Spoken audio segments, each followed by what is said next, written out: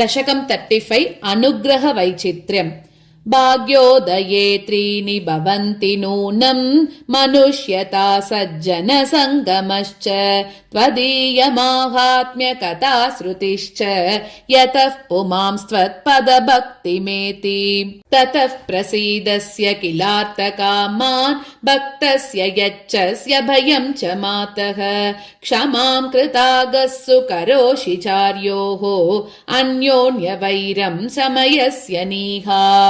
दुष्कीर्तिभीत्या पृतया कुमार्या त्यक्तं तटिन्यां सुतमर्कलब्धं सम्प्रार्थिता त्वं परिपालयन्ति प्रादर्शयस्वं करुणाप्रवाहम् सुतान् कुरुक्षेत्ररणे हतान् स्वान् दिदृक्षवे मातृगणाय कृष्णः सम्प्रार्थितस्त्वत्करुणाभिषिक्तः प्रदर्श्य सर्वान् समतोषयश्च पणिक् सुशीलः खलु नष्टवित्तो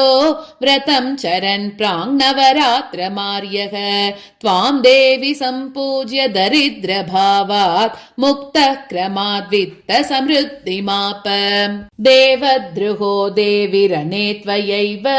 दैत्या हता गर्हितधर्मशास्त्राः प्रह्लादमुख्यान् असुरान् स्वभक्तान् देवांश्च सन्त्यक्तरनानकार्षीः पुरन्दरे पापतिरोहिते तत् स्थानादिरूढान्नहुषात् स्मरातात् भीता शची त्वां परिपूज्य दृष्ट्वा पतिं क्रमाद् भीतिविमुक्तिमाप शप्तो वसिष्ठेन निमिर्विदेहो भूत्वापि देवी त्वदनुग्रहेण